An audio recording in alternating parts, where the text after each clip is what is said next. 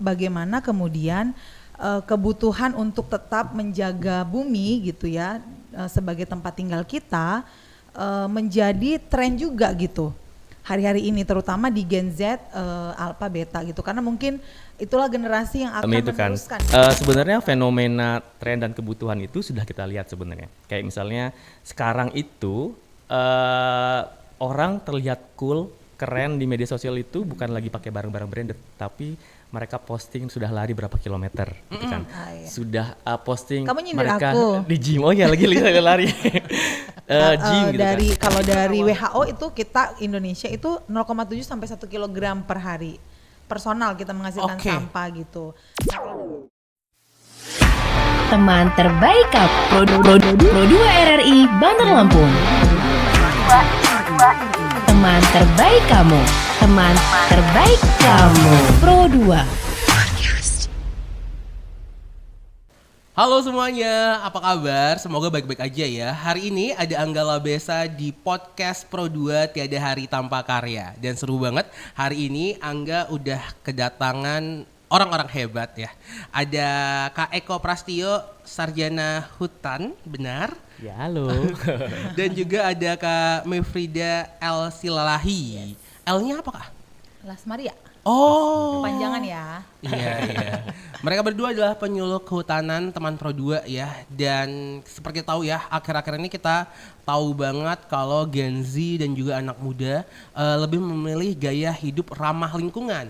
Kayak kita sering banget bawa tumbler kemana-mana, itu nyari diskon Gus biar ramah lingkungan sih lebih tepatnya. Gus pamer biasanya ya. Tapi kita juga sering banget ngeliat Gen Z lebih aktif naik transportasi umum daripada pribadi. Karena itu menurut mereka lebih bisa berinteraksi sama orang sekitar gitu. Nah, kalau menurut Kak Eko dan juga Kak Me nih ya, kalau ngomongin soal ramah lingkungan, apa yang terlintas sebenarnya? Oke, boleh Mbak Me dulu tuh. Oh ya. Dari judulnya aja ramah lingkungan ya, jadi berarti dia harus ramah terhadap lingkungan gitu. Jadi mungkin karena sekarang masifnya kemajuan teknologi gitu ya, akhirnya tuh segala sesuatu yang mungkin mendampingi kehidupan manusia jadi tidak ramah terhadap lingkungan gitu. Seperti misalnya masifnya kendaraan bermotor, terus kemudian karena industri 4.0 jadi pabrik-pabrik juga banyak gitu yang menghasilkan emisi, yang dimana emisi itu mungkin musuh terbesar lingkungan kita gitu ya saat ini gitu. Jadi kalau ramah lingkungan adalah menurut saya kembali ke alam gitu. Jadi alam menjadi jangkar untuk segala sesuatu yang kita kerjakan hari ini. Kalau aku gitu. Jadi mungkin kalau misalnya kan itu apa sih bahasa Inggrisnya green lifestyle ya. Ya jadi jadi memang itu pilihan-pilihan kecil yang kita lakukan sehari-hari secara konsisten untuk menekan jejak karbon dan melestarikan lingkungan ke arah situ sebenarnya. Tadi sudah di-mention dengan Mbak Mei bahwa ini semacam gaya hidup yang lebih ramah dan kembali ke bumi, lebih ramah ke bumi ya, gitu istilahnya seperti itu. Lebih ramah ke alam ya, iya. Karena kan bumi itu luas ya, lekat dengan alam gitu ya. Oke, tapi untuk saat ini nih, menurut kami sendiri, ini tren aja atau emang sebenarnya udah jadi kayak kebutuhan sih sebenarnya? Kalau menurut aku sih sebenarnya kebutuhan, tapi untuk menggerakkan atau membuat ini menjadi kegiatan yang masif gitu ya, yang dilakukan oleh semua orang, itu harus dijadikan tren gitu. Jadi kebutuhan yang menjadi tren gitu, karena tidak bisa dipungkiri gitu ya, bahwa kemudian Gen Z ke bawah Alpha Beta itu kan adalah gen yang tumbuh dengan teknologi, tumbuh dengan kemajuan-kemajuan yang berbasis digital gitu. Jadi dan itu tadi seperti yang saya bilang sebelumnya memang beresiko gitu terhadap alamnya sendiri. Jadi bagaimana kemudian kebutuhan untuk tetap menjaga bumi gitu ya sebagai tempat tinggal kita menjadi tren juga gitu hari-hari ini, terutama di Gen Z, Alpha, Beta gitu, karena mungkin itulah generasi yang akan meneruskan gitu kan. Kalau kita ke baby boomer terus kemudian ex milenial gitu kan, mereka sudah di umur berapa tuh 40 ke sana gitu kan. Nah masa depannya kan ada di tangan Z, Alpha, Beta gitu. Jadi kalau buat saya tren atau kebutuhan yang harus kita jadikan tren seperti itu, supaya kemudian penerus ini bisa menerima menerima ininya gitu, menerima estafetnya gitu, bahwa kita perlu menjaga gitu. Iya, sebenarnya setuju sih dengan Mbak Mei. Cuman kayaknya kita lebih tiba-tiba langsung serius ya. Tadi kok serius banget nih. Tapi nggak apa-apa. Soalnya materi juga serius kan. Oke, jadi sebenarnya benar kata Mbak Mei itu kan. Sebenarnya fenomena tren dan kebutuhan itu sudah kita lihat sebenarnya. Kayak misalnya sekarang itu orang terlihat cool, keren di media sosial itu bukan lagi pakai barang-barang branded, tapi mereka posting sudah lari berapa kilometer gitu kan. Iya. Sudah posting Kamu nyindir mereka aku. di gym. Oh ya, lagi lari. Gym gitu kan. Nah, itu kan awalnya adalah dari tren. Orang-orang FOMO kan sebenarnya, FOMO ikut lari segala macam. Akhirnya jadi kebutuhan mereka karena mereka ternyata ini bagus untuk kesehatan. Sama kembali ke gaya hidup ini. Gaya hidup ini bisa kita mulai dengan tren gitu. Dengan FOMO, dimulai dengan FOMO karena penyebar luasan informasi lewat media sosial itu sangat luar biasa, dan FOMO itu salah satu produk hasil dari media sosial itu. Dari FOMO kemudian menjadi tren, kemudian menjadi kebutuhan gitu sih sebenarnya kan. Kayak kemarin kita sering ngedengar tuh kasus yang Tumblr ya, Tumblr hilang segala macam.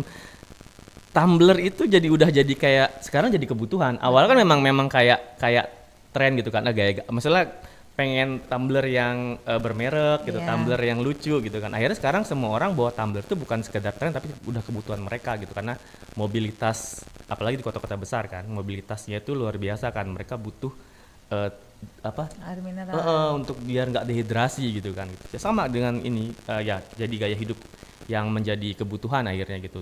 Tapi kan nggak cuma Tumblr doang kan sebenarnya, kita bisa memulai dengan hal-hal yang lain gitu.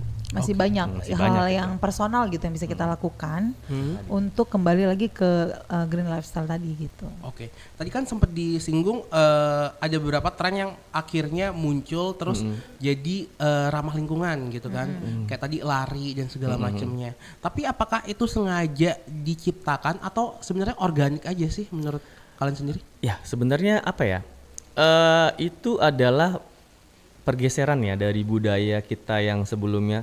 Kan ini sebenarnya kita ini hidup di dunia media sosial gitu, dunia pencitraan gitu kan. Jadi orang berlomba-lomba untuk mencitrakan diri mereka baik gitu melalui olahraga, melalui gaya hidup gitu kan. Jadi memang tren ini muncul secara natural akibat maraknya media sosial gitu, kemajuan teknologi gitu. Jadi sebenarnya tidak ada yang mengarahkan, ayo kita buat tren ini muncul di ini gitu. Nggak ada sebenarnya. Itu kayak murni kesadaran dari generasi saat ini yang dituangkan lewat FOMO tadi itu gitu. Awalnya mungkin terlihat negatif, apa sih lu ikut-ikutan gitu kan. Tapi kan lama-kelamaan itu menjadi sebuah rutinitas yang dilakukan sehari-hari, akhirnya jadi gaya hidup gitu yang masuk dalam kehidupan mereka gitu. Oke, berarti emang semua pihak berpengaruh juga ya. Mungkin saya nambahin dikit, itu karena memang hari ini gitu ya, kita merasakan bahwa bumi sudah tidak seramah dulu waktu kita kecil gitu. Jadi kan karena ada tantangan, misalnya nih hari ini kita ngelihat tuh kenaikan suhu bumi itu nyata gitu. Jadi kayak panas banget gitu kan, terus anomali cuaca juga gitu kan. Jadi bahkan kalau kita mau sedikit membuka tentang tentang tantangan yang nyata di depan ini gitu ya, negara-negara menyadari itu gitu. Ada kenaikan suhu bumi yang nyata, mungkin kita nggak terlalu tahu datanya, tapi kayak es di kutub itu banyak yang cair katanya. Itu kita dengarlah berita itu ya gitu.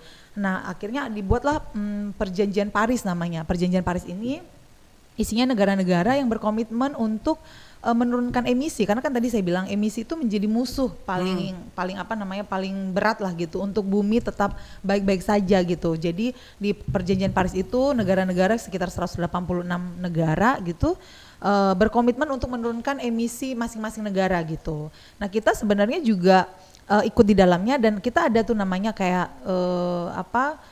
kebijakan-kebijakan, salah satunya volunteering. Jadi volunteering itu adalah bagaimana kemudian meningkatkan pemanfaatan lahan. Kalau kita di kehutanan ya gitu, volunteering itu forest and other land use gitu. Jadi forest and other land use. Jadi bagaimana kemudian kan karena satu-satunya yang bisa menghasilkan oksigen dan menyerap karbon dioksida dan murah gitu kan.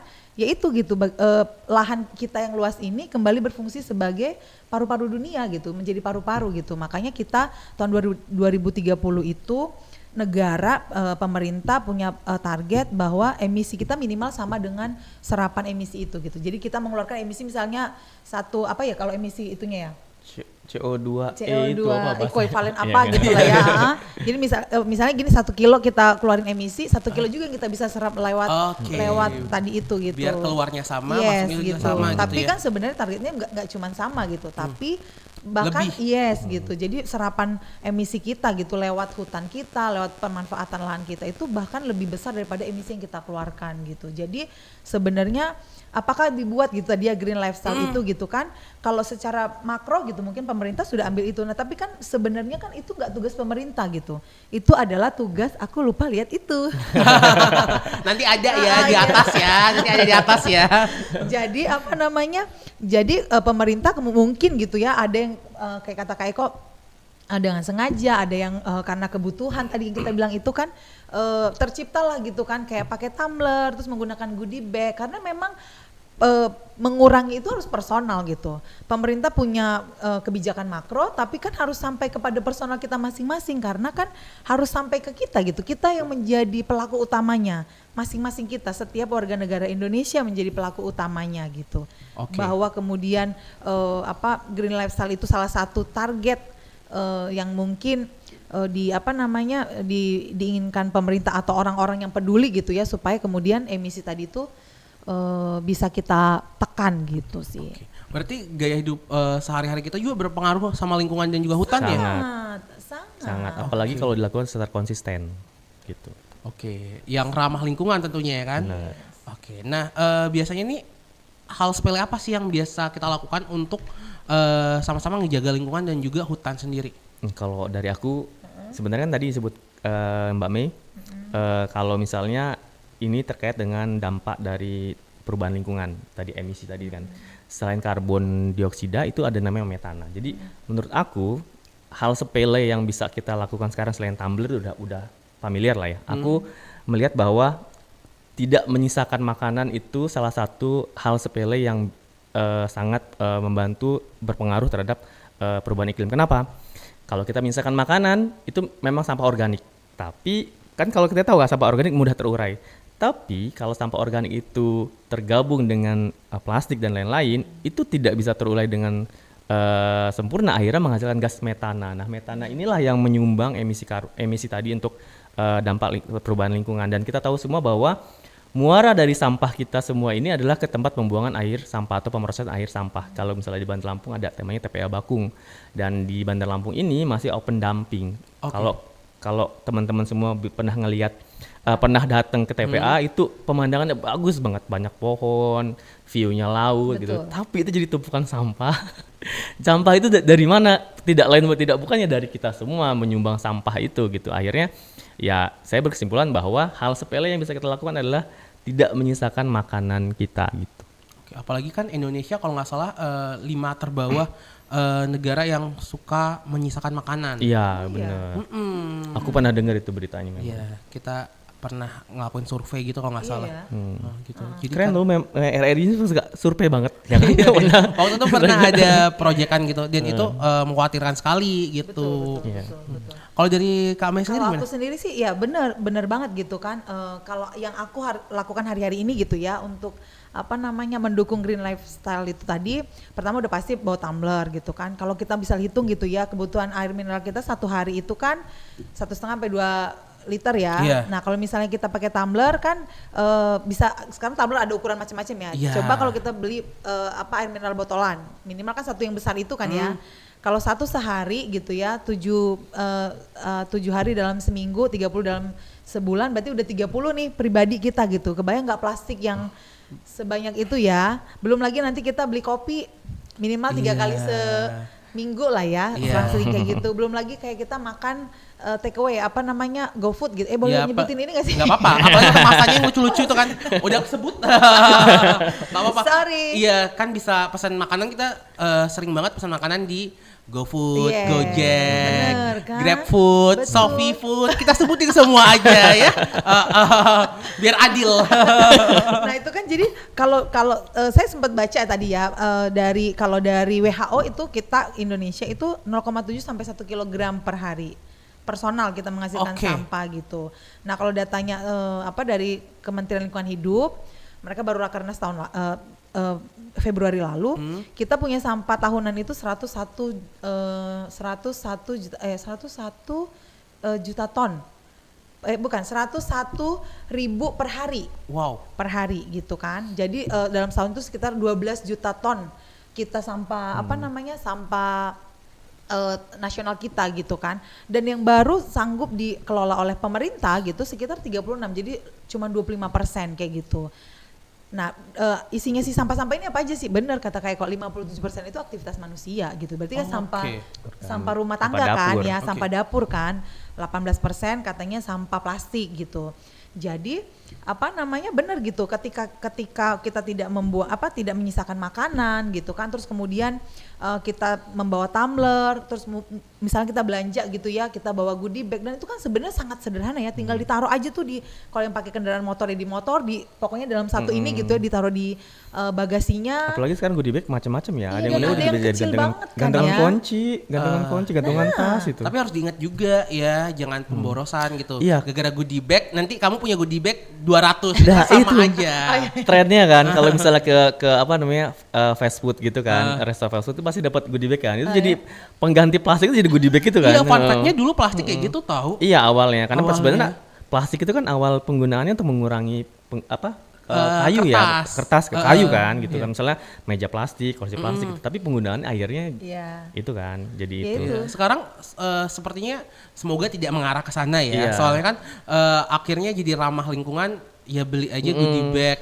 Tapi ternyata di rumahnya goodie bagnya Udah udah banyak. banget ya. banyak Jadi banget. mungkin memang harus lebih bijak ya kan, kalau misalnya di agama juga sesuatu yang berlebihan itu tidak baik kan gitu. Jadi memang harus lebih bijak. Mungkin aku tambahan juga hal sepele yang bisa kita lakukan sebenarnya, yang sebenarnya sangat mudah kita lakukan, tapi karena kemudahan teknologi kita jadi kita jadi malas melakukan itu. Misalnya dari rumah jarak gitu nggak nyampe 500 meter ke Indomaret, boleh sebut kan Indomaret, ke minimarket, Udah kesebut nggak apa-apa ya. ke Mau Indomaret, gimana? Alfamart kita itu kan bawa motor gitu kan, Iya. naik motor gitu kan. Sebenarnya kan kita harus jalan kaki gitu kan.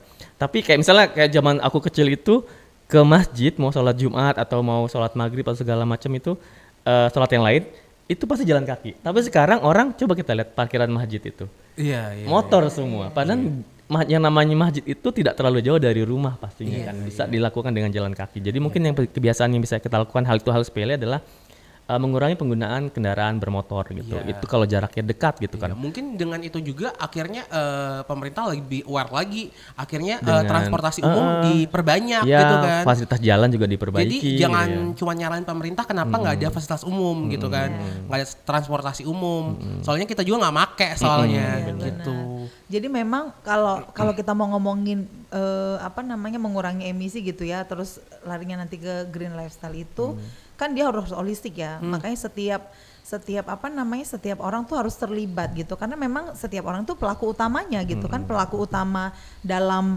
berkontribusi terhadap sampahnya, tapi pelaku utama juga yang bisa mengurangi sampah itu gitu kan. Pemerintah mungkin dengan semua kebijakan yang mereka punya gitu kan, tapi kan hari ini aku sendiri sih selalu fokus pada apa yang bisa kita lakukan secara personal gitu, karena itulah yang kemudian kalau kita lakukan secara masif yang akhirnya memberi dampak yang besar gitu kan. Kamu gitu kan, mengurangi tadi itu kita udah hitung ya 30 botol plastik, terus kemudian mungkin ya tadi itu dengan bijak memang goodie bag harus ya dibatasi juga, kita butuh berapa sih dalam satu ini gitu, tapi kita gunakan itu berulang-ulang untuk belanja apa. Aku bahkan pernah tuh beli sate Padang gitu. Sama orang Padang. Orang Padang, terus aku beli wadah, pakai wadah gitu. Jadi aku kayak beli wadah yang emang kayak piring gitu loh, Iya, kan. Jadi terus dia bilang apa coba? Ih ribet banget sih Mbak katanya gitu. Terus aku lihat ya kan karena point of view-nya beda ya. Jadi kalau kita mau jelaskan itu pun pasti akan Panjang. debatable gitu. Terus kayak beli nasi uduk gitu kan. Kan nasi uduk itu udah kertas, terus habis itu daun, Iya. itu terus plastik ya kan. Sambil duduk kan. Yes. Tapi itu Nasi uduk sambil duduk. Oh dia mengejok. Udahlah ya. Nanti yang itu di-cut aja. Iya kan. Jadi belum lagi tempat gorengannya, belum lagi ini Iya, gitu kan belum ya. lagi Jadi, kalau ada yang sambelnya dipisah. terus Iya. sendok plastiknya ya kan. Jadi dengan bawa itu ya kan, bawa wadah itu, dan sekarang tuh kan banyak banget ya dan murah kan. Iya. Wadah itu ya, wadah Sendok, wadah itu. apa namanya, yang food grade lah ya kayak gitu, dan murah gitu. Dan itu ternyata mengurangi gitu. Aku secara pribadi gitu dengan di rumah gitu dengan member yang lain berusaha untuk itu, dan sampah kita tuh nggak banyak banget gitu. Kayak seminggu tuh paling seplastik lah ya gitu. Padahal kita berdua gitu ya. Dan dan aktivitas di rumah itu cukup banyak gitu. Jadi dengan sampah satu plastikan aja itu aku rasa sedikit ya untuk orang 2 dan 1 mingguan gitu. Jadi kan emang seberpengaruh itu terhadap masing-masing seberdampak gitu, itu ya. seberdampak itu gitu. Jadi Bayangkan kalau itu dilakukan masif tadi. Tiap orang di rumah tangga, mulai dari rumah tangga sih sebenarnya, dari rumah masing-masing. dan murah loh sebenarnya. Sampai gemes ya. Iya, Iya kan? benar. Aku pernah tuh pisah sampah tuh udah mulai pisah. Tapi kan ketika bapaknya ngambil dia Iya. Tapi bukan berarti kamu kalau kepepet nggak boleh pakai plastik, ya nggak apa-apa pakai plastik Iya. juga. Kan Tapi mengurangi penggunaan plastik iya, sekali pakai, bukan tidak menggunakan sama iya, sekali. bisa digunakan berkali-kali juga kan, ya kan? betul. Oke. Kalau misalnya tidak menggunakan sama sekali, ini kita buang dong ini. Jangan dong. Baju kita ada plastiknya juga gitu. Oke. Jadi kita mungkin lebih bijak lagi ya dalam memilah sampah. Bener. Ih, Dan- bagus tuh. dan menggunakan, Jadi kuat ya, Bes? dan menggunakan yang berisiko sampah ya. Iya, Kira-kira iya. jadi sampah gitu. Kalau misalnya bisa digunakan yang lain, kenapa harus pakai yang ini gitu kan? Misalnya plastik kita pakai goodie bag, kenapa nggak jadi pilihan gitu loh. Jadi gampang sebenarnya dan murah kan ya. Oke, jadi semua pihak berperan penting ya, termasuk Sangat. media sosial juga Sangat. berperan penting untuk ngebangun kesadaran kita terhadap penggunaan Oh iya, sampah gitu. Sangat. Oke, wow, menarik sekali teman Pro 2 ya. Dan Angga juga penasaran nih, tadi kan backgroundnya Kak Eko sama Kak Mei juga penyuluh ya. Yep. Walaupun udah diobrolin di balik layar, tapi kayaknya harus kita obrolkan di sekarang Online ini. Dikhususkan ya di online ya, karena bagi orang awam penyuluh itu agak tabu tuh, apalagi penyuluh kehutanan. Apa sih sebenarnya penyuluh kehutanan itu? Jadi mungkin kalau penyuluh sendiri ada banyak ya, ada penyuluh pertanian, penyuluh narkoba gitu Iya, kan, yang sering kita dengar kan penyuluh narkoba, Iya, pertanian, gitu. tapi penyuluh kehutanan jarang. Ya, makanya aku sih sangat sangat apresiasi dengan teman-teman di sini bahwa memberikan kami ruang kesempatan untuk hadir gitu, karena mungkin hutan sendiri aja dirasa sangat jauh kan. Oh, hutan, oh itu bukan masalah gue gitu kan, itu Iya, jauh, ini gue di kota gitu kan. Jadi penyuluh kehutanan jadi lebih asing lagi kan gitu sebenarnya. Jadi penyuluh kehutanan itu sebenarnya sama sebenarnya dengan penyuluh yang lain gitu. Mereka mengedukasi dari yang prosesnya adalah dari tahu. Oke, jadi memang sebenarnya penyuluh kehutanan itu tidak hanya mengedukasi masyarakat di dalam atau di sekitar kawasan hutan. Jadi memang sasaran itu ada 2. Sasarannya itu sasaran utamanya memang adalah masyarakat dalam kawasan hutan yang berserta dengan keluarga intinya gitu. Jadi pelaku utama dan pelaku usahanya gitu kan, dalam kehutanan itu ada yang berusaha juga dalam kawasan hutan. Dan sasaran kedua itu sasaran antara namanya. Nah, ini sasaran antara itu adalah generasi muda, berbagai stakeholder, tokoh-tokoh masyarakat gitu. Jadi luasnya di situ. Jadi sebenarnya kan hutan itu tanpa ada penyuluh kehutanan, tanpa ada kita di Dinas Kehutanan, Kementerian Kehutanan, itu dengan sendirinya bakal menjadi lestari gitu kan. Makanya tagline kita sekarang adalah hutan lestari masyarakat sejahtera. Jadi kenapa perlu penyuluh kehutanan? Karena memang hutan modern kita saat ini itu tidak murni hutan lagi, karena sudah, kalau misalnya di Lampung itu 87%-nya itu sudah ada aktivitas manusia. Aktivitas manusia itu seperti apa? Ada pemukiman, perkebunan kopi, ada alih fungsi lahan gitu, ada pertambangan gitu. Jadi memang dan hutan pohon tidak bisa berbicara untuk tidak mau ditebang. harimau atau gajah tidak bisa berbicara, kenapa dia diusir gitu kan.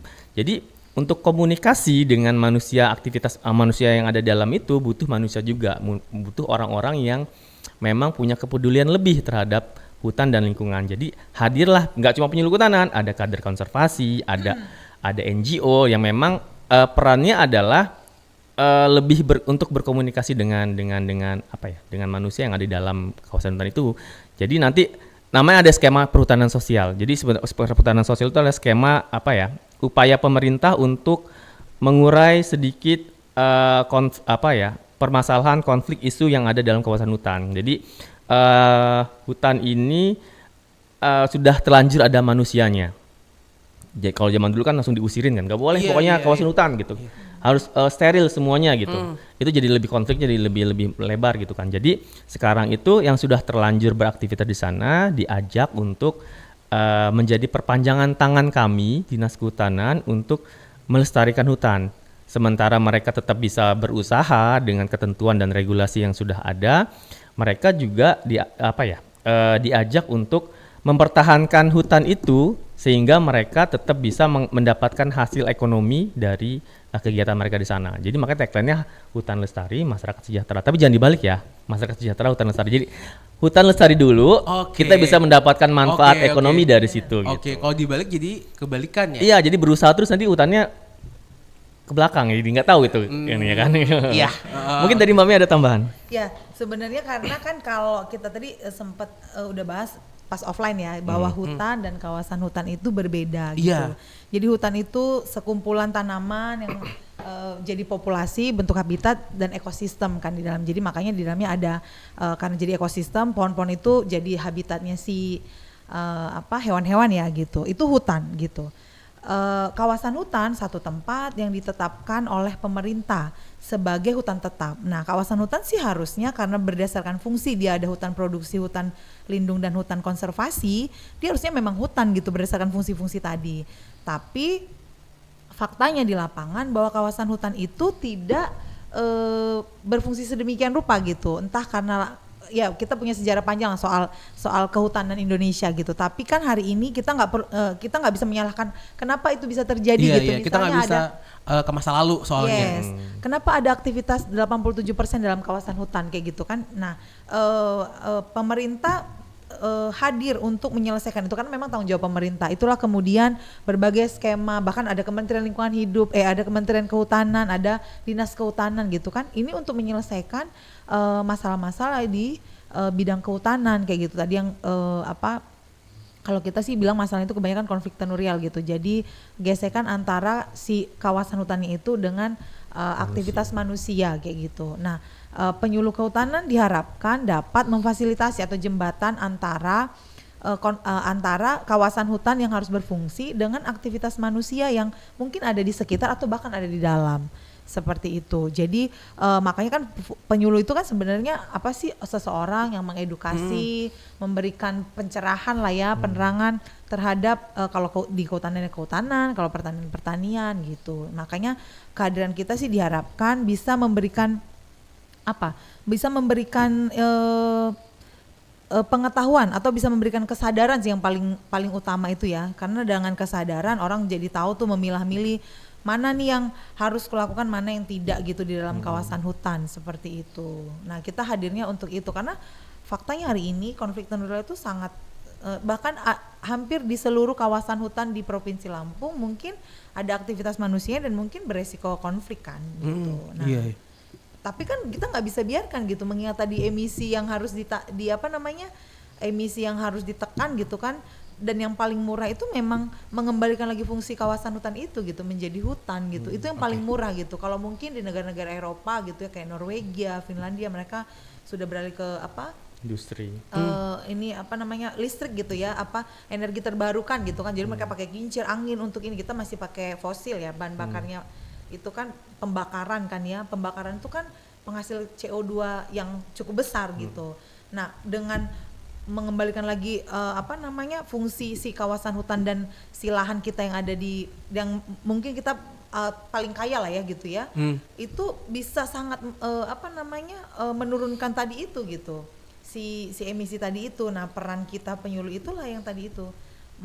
Kalau kita tuh bilangnya jadi dari tidak tahu jadi tahu, dari tidak mau jadi mau, jadi tidak bisa jadi bisa gitu. Tahu, mau, kemudian mampu. Gitu. Oke, itu urutannya ya gitu Iya. ya. Jadi ya bisa dibilang hutan juga ngebantu kita juga gitu. Makanya sebagai masyarakat dan juga Gen Z ya emang harus hidup berdampingan ya. Bahkan kalau misalnya kita ngomongin apa namanya sekarang ini ada perdagangan karbon, pernah dengar nggak Kak? Perdagangan karbon. Bingung ya kok Iya, karbon iya. diperdagangkan gitu kan ya. Bahkan kalau seandainya gitu, tapi kita ini kan berandai-andai ya. Kalau seandainya hutan kita sangat baik gitu, hutan kita dulu kan kita disebut paru-paru dunia Iya. kan dulu kan sama kayak Brazil gitu kan ya. Seandainya itu terjaga sampai hari ini kita nggak perlu ngapa-ngapain, kita tinggal jualan karbon aja. Iya juga. Tinggal ya. jualan karbon aja gitu kan. Jadi kita tinggal MOU dengan negara mana yang menghasilkan karbon apa namanya karbon besar tapi tidak menyerapnya, kita kelebihan apa namanya kelebihan Daya serap. oksigen, Oke. daya serap. Nah itu yang kita jual gitu. Perdagangan karbon tuh itu gitu. Jadi kita mampu mengurangi emisi mereka lewat penggunaan lahan dan kawasan hutan kita, lewat hutan yang kita punya gitu. Oke, berarti sebagai masyarakat juga kita berperan penting dan juga mungkin ada langkah-langkah yang harus kita lakukan untuk ngejaga hutan, ngejaga Betul, lingkungan juga. Kayak tadi ya bawa tumbler, kurangin plastik dan segala macamnya gitu ya. Biar sama-sama hutannya lestari. Paperless juga kan ya Tapi sekarang. ya kadang kan mungkin kita semua mungkin yang jarang yang merasa jauh dari hutan merasa hubungan yang kami lakukan dengan hutan itu apa gitu, maksudnya hubungannya kemana gitu, apa yang harus kita lakukan gitu kan. Padahal sebenarnya kan tren saat ini itu kayak misalnya ke pantai, itu kan pantai ada hutan mangrove gitu kan. Oke. Nah itu kenapa tidak boleh membiasakan diri untuk tidak membuang sampah sembarangan gitu kan. Nah itu kebiasaan yang kita bentuk di rumah ketika kita misalnya lagi santai, lagi libur ke pantai, ke hutan mangrove, itu terbiasa gitu. Ketika habis makan snack tidak dibuang di situ gitu, tapi tetap dibawa kemudian dibuang di tempatnya gitu. Karena memang hutan mangrove itu bukan cuma sekedar bisa dimanfaatkan jasa lingkungannya, tapi ternyata ada ekologi yang memang sudah terbentuk di situ gitu, tempat rumahnya ikan, tempat cari makan ikan gitu. Jadi kalau misalnya numpuk sampah itu jadi mengganggu mereka kan, ekosistem mereka gitu kan. Jadi kesadaran itu memang harus dibentuk dari tadi kebiasaan-kebiasaan kecil yang memang konsisten kita lakukan gitu. Jadi dimanapun kita berada ya kita tetap bisa secara alam bawah sadar tidak melakukan itu gitu. Oke. Wow. Ini daging semua sisinya ya. Habis baru ini lebaran itu haji. Iya. Banyak daging gitu ya. Oke. Tapi terakhir nih mungkin ada nggak pesan yang pengen sampaikan untuk generasi muda sendiri? Kayak kau aku dulu. Ya boleh. Mari terlibat, sebab kitalah pelaku utama. Kenapa pelaku utama? Kita yang berkontribusi untuk menghasilkan sampah yang akhirnya kemudian menjadi masalah di negara kita, tapi kita juga yang sebenarnya bisa menguranginya gitu. Kita penyebab masalahnya, tapi kita problem solvernya gitu. Jadi kita memegang peran yang satu orang kita memegang peranan yang double tadi itu gitu. Jadi kita pembuat masalahnya, tapi kita juga problem solvernya gitu. Jadi mari menjadi problem solver dibandingkan troublemaker ya kalau misalnya orang bule bilangnya. Mari menjadi problem solver dibandingkan troublemaker, karena yang kita lakukan sangatlah sederhana. Kita nggak disuruh nanemin kita nggak disuruh pindah ke Mars kayak gitu kan ya. Yang oksigen itu ya kalau kita pernah nonton filmnya Matt Damon kan, tinggal di Mars tuh susah banget ternyata gitu kan ya. Jangan sampai juga kemudian bumi yang semurah itu kita tinggal, oksigen dengan mudahnya kita dapat dengan menanam pohon gitu ya, dengan mengurangi penggunaan sampah plastik dan rumah tangga, kita abai gitu. Mari menjadi problem solver dibandingkan troublemaker sih kalau aku. Kalau tadi kata Mbak Mei dari bule, kalau aku dari Pak Le ya. Jadi yang aku pegang dari dulu sampai sekarang itu adalah ini, think big, start small, do now. Jadi kita punya keinginan luar biasa mengembalikan fungsi hutan dan hutan kita untuk melestarikan alam gitu, menjaga bumi gitu. Itu sesuatu yang besar gitu. Kita punya pandangan ke sana, tapi kita bisa mulai dengan hal-hal kecil yang bisa kita lakukan sekarang juga secara konsisten sehari-hari kita. Tadi aku lihat kalau si Labesa ini, Angga Labesa ini dia Harus lengkap ya. Apa sebenarnya Besa juga nggak apa-apa. dia udah apa ya, aku lihat beberapa orang juga selain Besa juga sudah sangat terbiasa membawa tumbler gitu kan, membawa tumbler, hal-hal kecil seperti itu, jalan kaki, membiasakan buang sampah pada tempatnya, membiasakan menanam pohon gitu, memanfaatkan lahan pekarangan dengan tanaman pangan, jadi tidak perlu harus beli. Kan kalau misalnya kita beli barang juga itu kan transportasi kan ya, gitu kan. Jadi kalau misalnya kita punya lahan kemudian kita tanam juga kan itu jadi mengurangi emisi juga kan. Jadi hal-hal semacam itu gitu. Kita punya gambaran besar, kita pengen menyelesaikan problem bumi gitu. Tapi kita tidak perlu menunggu menjadi penyuluh kehutanan atau tidak perlu menunggu menjadi penyuluh lingkungan hidup. Atau juga presiden ya. Iya, tidak perlu nunggu menjadi presiden dulu baru kita melakukan hal besar itu gitu. Kita bisa mulai memilah hal-hal kecil yang memang mudah kita lakukan, tapi syaratnya harus konsisten gitu. Jadi sehari-hari mudah dilakukan, konsisten gitu.